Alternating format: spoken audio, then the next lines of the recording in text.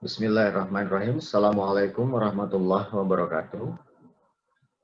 Kita akan melanjutkan pembahasan tema kita terkait atau tentang manajemen syariah dengan pendekatan Islam atau Islamic approach. Kami akan tayangkan slide terkait tema ini. Silahkan disimak penjelasannya dan agar dipahami bersama. Oke, teman-teman semuanya, saya akan menjelaskan bagaimana atau apa yang dimaksud dengan pemasaran syariah. Pemasaran syariah merupakan seluruh proses, baik proses penciptaan, proses penawaran, maupun proses perubahan nilai atau value. Tidak boleh ada hal-hal yang bertentangan dengan akad maupun prinsip-prinsip muamalah yang Islami. Artinya, dalam rangkaian ataupun aktivitas dan tahapan-tahapan proses pemasaran, baik itu dalam proses penciptaan produk, proses penawaran produk, maupun proses perubahan nilai atau value yang ada dalam sebuah produk, tidak boleh bertentangan dengan akad-akad maupun prinsip-prinsip yang memang sudah ditetapkan dalam kaidah dan hukum syariah atau hukum-hukum Islam. Sebagai contoh, Rasulullah telah memberikan contoh kepada umatnya bagaimana beliau melakukan bisnis yang berpegang pada kebenaran, kejujuran, amanah, serta tetap memperoleh keuntungan dari bisnis yang dijalankan. Waktu itu beliau berdagang dengan menjual barang dagangan dari Siti Khadijah. Nah, apa yang kita ambil dari contoh ataupun tauladan bisnis Rasulullah SAW, yaitu sebuah nilai-nilai kebenaran, nilai-nilai kejujuran dalam melakukan perdagangan ataupun bisnis dan tetap memperoleh keuntungan yang halal dan berkah. Nah, nilai-nilai inilah yang menjadi landasan ataupun hukum dalam kita melakukan suatu bisnis. Rasulullah adalah profil kesuksesan dalam melakukan spiritualisasi pemasaran. Kenapa? Karena ada aspek-aspek kebenaran, kejujuran yang beliau contohkan. Maka dari itu kita bisa mengambil contoh dari perilaku ataupun spiritualitas pemasaran yang dilakukan oleh Rasulullah dalam bisnis kita, yaitu untuk mengutamakan nilai-nilai spiritual atau nilai-nilai Islam. Dalam melakukan proses ataupun dalam melakukan pemasaran dan bisnis, maka kita harus memenuhi dan melaksanakan nilai-nilai ibadah. Kenapa? Karena Allah Subhanahu wa Ta'ala menjadikan itu semua sebagai persinggahan terakhir dari spirit aktivitas ekonomi yang kita lakukan. Dalam surah Al-An'am ayat 162 dinyatakan bahwa sesungguhnya sholatku, ibadahku, hidup dan matiku hanyalah untuk Allah. Inna sholati wa nusuki wa mahyaya wa mamati lillahi rabbil alamin. Nah, inilah nilai-nilai spiritualitas Islam yang harus melekat pada diri kita ketika kita menjadi seorang pemasar atau marketing, ataupun kita melakukan rangkaian ataupun aktivitas bisnis. Sehingga seorang pebisnis hendaknya menerapkan praktek pemasaran sebagai sebuah bentuk ibadah kepada Allah. Sehingga apa yang dijalankan dalam proses bisnis tersebut tetap mendapatkan rahmat dari Allah dan menjadi sebuah kesuksesan di dunia dan di akhirat. Dan pemasaran spiritual ini jangan sampai menjadi sebuah tren saja, tapi harus terbentuk secara sistemik dalam aktivitas kita sehari-hari.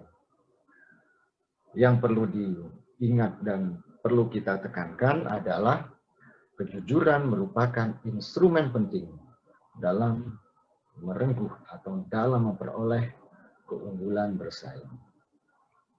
Ada beberapa prinsip-prinsip dalam Islamic marketing.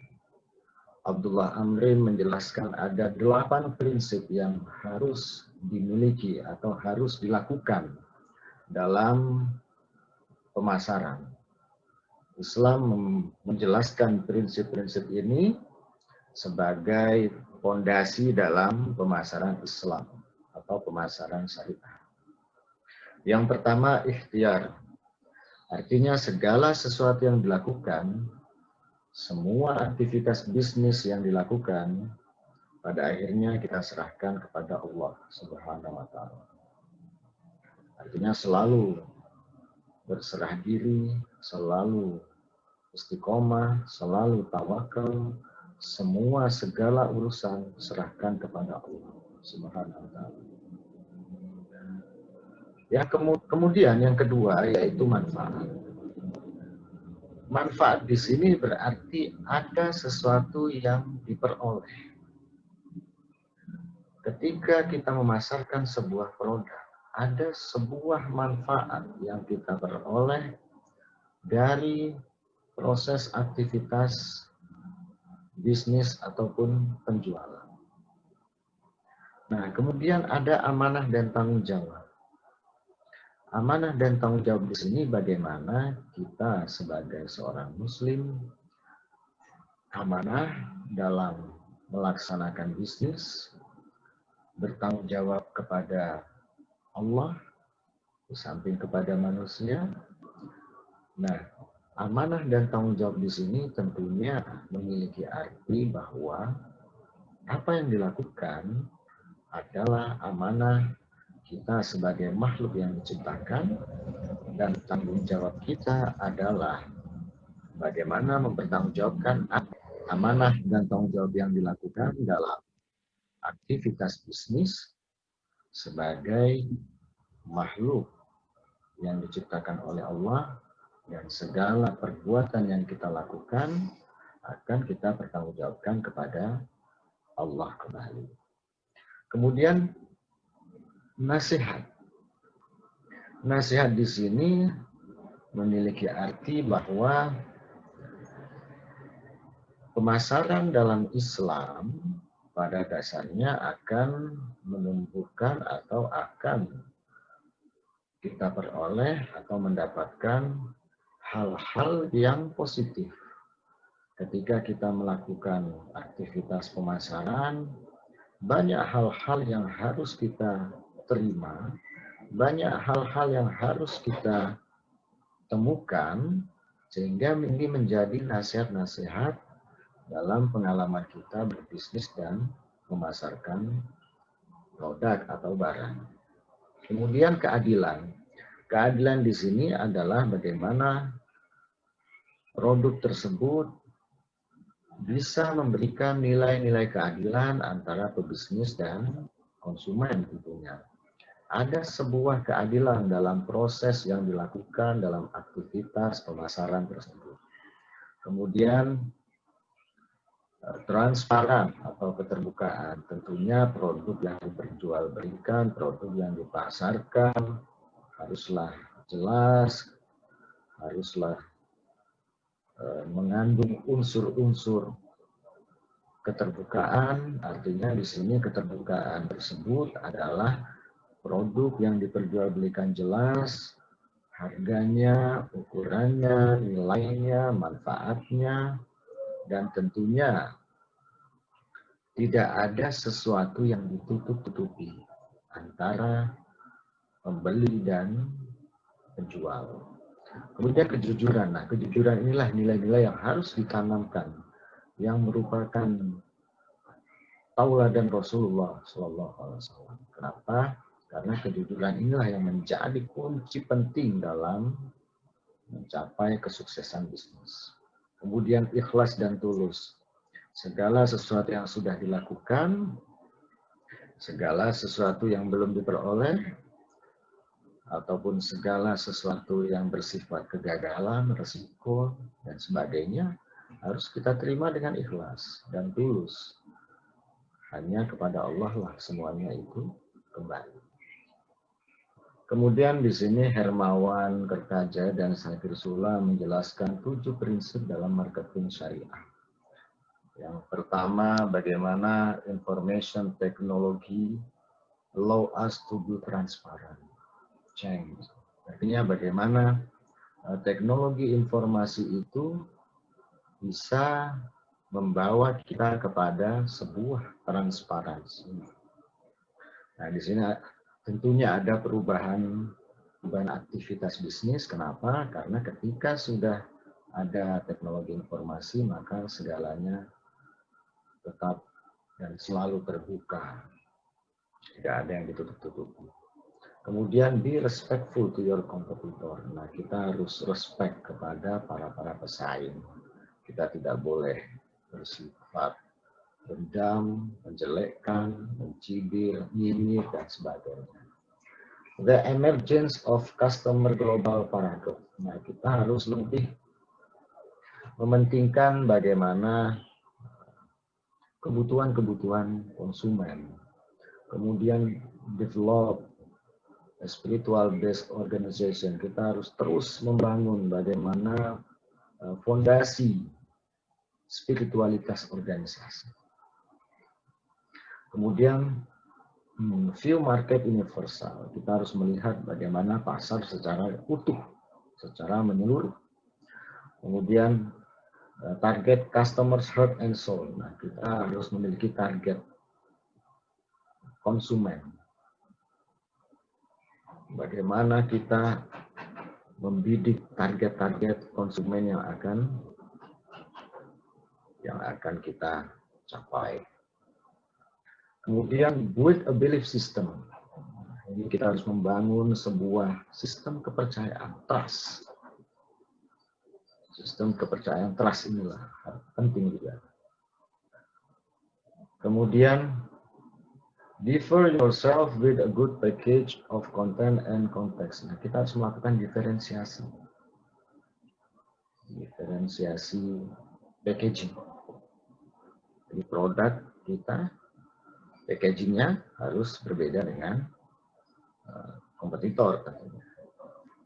Kemudian be honest with your 4 Ps. Nah, kita harus selalu percaya dengan strategi pemasaran. Kemudian practice relationship based selling. Nah, kita harus memiliki basic bagaimana membangun hubungan penjualan. Kemudian use a spiritual brand character. Kita harus memiliki karakter spiritualitas. Kemudian bagaimana kita bisa memberikan pelayanan yang baik. Pelayanan sesuai dengan kemampuan kita. Kemudian kita juga harus melakukan proses bisnis yang reliable. Proses-proses bisnis yang memang reliable di sini artinya adalah proses bisnis yang bisa dipercaya oleh masyarakat ataupun customer. Kemudian kita juga harus menciptakan sebuah nilai yang berdampak kepada stakeholder. Artinya nilai-nilai yang kita ciptakan ini menjadi sebuah persepsi yang bagus, harapan yang baik. Kemudian kita juga harus membuat inspirasi yang bisa dinilai oleh customer menjadi lebih baik. Kemudian kita juga harus mengembangkan bagaimana budaya etika perusahaan. Nah, dan yang terakhir adalah bagaimana kita bisa melakukan penilaian dan transparansi. Dan penilaian ini harus baik, tepat, dan transparan terhadap institusi kita. Ada beberapa elemen bauran pemasaran atau marketing mix yang tentunya dalam perusahaan jasa, marketing mix ini sangat penting. Nah, yang perlu kita pahami, bauran pemasaran atau elemen-elemen dalam marketing mix ini ada produk, price, place, promotion, people, process, and physical evidence. Produk yaitu produk yang dihasilkan di perbankan syariah bukanlah sebuah barang, melainkan berupa jasa. Kenapa? Karena bank syariah bergerak dalam bidang jasa keuangan. Kemudian price. Price di sini bagaimana menentukan harga jual produk berupa jasa ditawarkan di bank syariah. Dan penentuan harga produk ini menjadi faktor yang penting agar masyarakat mau membeli produk tersebut. Nah, kemudian place. Place di sini bagaimana bank syariah akan berhasil jika didukung oleh tempat ataupun saluran distribusi yang baik dalam menawarkan jasa keuangannya kepada masyarakat.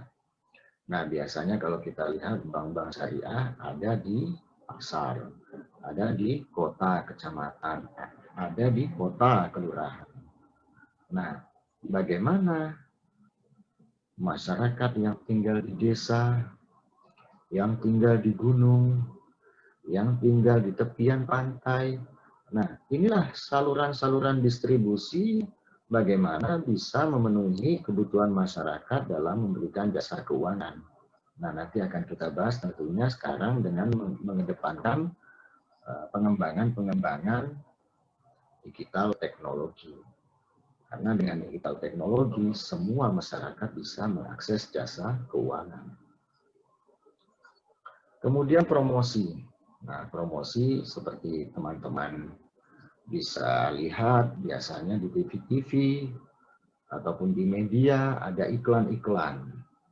Nah, iklan-iklan ini akan menjelaskan produknya sehingga akan memberikan nilai kepada konsumen sehingga konsumen akan mengenal produk tersebut dan akan tertanamlah di situ citra merek atau brand image. Kemudian people di sini terkait dengan resource, sumber daya. Bagaimana bank syariah bisa menempatkan posisi-posisi orang-orang yang tepat dan sesuai dengan kapasitasnya. Atau istilahnya the right man in the right place. Seseorang itu harus ditempatkan atau diposisikan sesuai dengan keahliannya. Kenapa? Karena jika posisi tersebut atau tempat tersebut diberikan kepada orang yang bukan ahlinya, maka akan rusak, akan hancur, akan binasa. Nah, kemudian proses yang dilakukan dalam pemasaran tersebut tentunya harus sesuai dengan kaidah dan hukum-hukum Islam. Dan proses yang dilakukan memang dalam proses penawaran produk hingga keluhan, hingga bagaimana melayani pelanggan dengan efektif, tentunya dapat memberikan kepuasan kepada nasabah. sehingga nasabah akan memberikan penilaian yang baik. Dan yang terakhir adalah physical evidence atau bukti fisik. Nah, di sini bagaimana Bank Syariah memberikan cara dan pelayanan yang terbaik kepada nasabah sehingga akan memberikan bukti nyata dari nasabah ataupun masyarakat bahwa pelayanan di Bank Syariah sudah baik sehingga terbentuklah atau ada testimoni-testimoni positif dari masyarakat sehingga ini akan mendukung bagaimana percepatan perkembangan perbankan syariah menuju ke arah yang lebih baik. Nah, ini bukti-bukti fisik bagaimana bank syariah sudah mampu melayani, memenuhi kebutuhan dan keinginan masyarakat di bidang jasa keuangan. Oke, di sini kita bisa lihat bagaimana kanal-kanal pemasaran, ada melalui situs web. Jadi kalau kita lihat di Bank Syariah ada pasti web Bank Syariah Mandiri, web Bank Muamalah. Kemudian aktivasi di sini bagaimana ketika kita mau membuka Bank Syariah itu bisa tidak datang ke bank kantornya, tetapi bisa online dengan melakukan aktivasi email, melakukan aktivasi nomor HP, artinya bisa melakukan registrasi online melalui HP. Nah, ini aktivasi yang memang sudah memenuhi kebutuhan teknologi. Kemudian iklan cetak, banyak kita lihat iklan-iklan cetak yang memang memberikan promosi terhadap produk-produk di Bank Syariah. Dalam marketing perlu kita pahami bahwa tentunya sebuah produk perlu dilakukan demo. Demo artinya di sini adalah bagaimana seseorang menawarkan cara menawarkan sebuah produk kepada customer. Nah, itu harus dilakukan demo. Kemudian biasanya ada sayembara. Sayembara ini biasanya pemasaran dengan hadiah.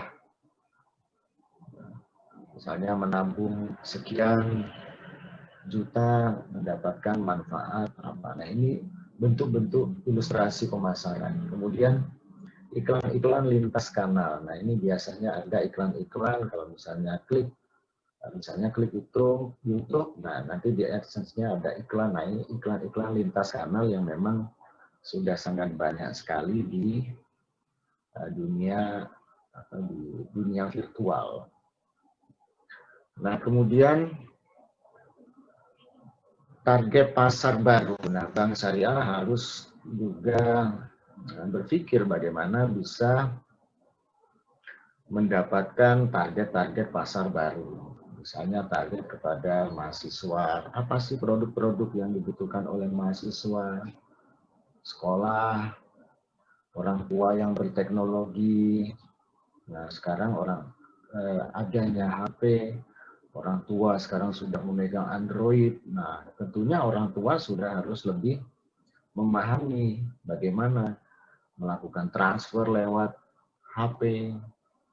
Nah, ini kan target pasar yang memang peluangnya besar sekali. Kemudian profesional muda, bagaimana memenuhi kebutuhan para profesional muda, rumah tangga, kebutuhan ibu rumah tangga, jual beli online semuanya. Nah, ini masa COVID seperti ini, ibu-ibu rumah tangga melakukan aktivitas jual beli melalui online. Nah, ini target Bank Syariah yang memang harus ditangkap. Kemudian pengguna casual. Nah, ini target-target, sebenarnya masih banyak target-target pasar yang harus dikembangkan oleh Bank Syariah dengan melihat segmen-segmen dan tentunya bagaimana melakukan positioning yang tepat. Nah, ada lewat situs-situs sosial, Twitter, Facebook, Instagram, YouTube, web. Nah, ini kalau kita lihat bank-bank sudah melakukan semuanya ya dengan jejaring marketing menggunakan situs-situs sosial. Nah, ini teman-teman kalau mau membaca dan lebih memperdalam khasanah keilmuan tentang Islamic marketing, di sini ada buku-buku yang silahkan teman-teman pelajari. Ada Islamic Marketing and Branding, Theory and Practice. Kemudian ada Islamic Branding and Marketing, Creating Global Islamic Business. Kemudian ada Islamic Marketing, Understanding the Socio-Economic, Cultural, and Political Legal Environment. Nah, ini referensi-referensi Islamic marketing yang saya kira ini teman-teman bisa lebih memperdalam dan bisa lebih fokus untuk lebih mengenal Islamic marketing, karena di dalamnya ada tentang halal food. Nah, banyak sekali yang bisa kita pelajari. Oke, ini inspirasi kita, bisnis besar bermula dari yang kecil. Tentu sebuah bisnis dimulai dari yang kecil. Kalau bisnis besar bermula dari yang besar, itu pasti bisnis turunan. Dari bapak ke anak, anak ke cucu. Nah, itu bisnis besar turun, bisnis warisan. Nah, ini tentunya kita harus melakukan perubahan adaptif terhadap teknologi. Sudah banyak yang bisa kita kembangkan. Silahkan teman-teman berkreasi. Baiklah teman-teman, cukup sekian dari saya. Jika ada kesalahan, saya mohon maaf. Jika ada tanggapan, silahkan komentar. Dan jangan lupa tetap menjadi orang yang bermanfaat. Assalamualaikum warahmatullahi wabarakatuh.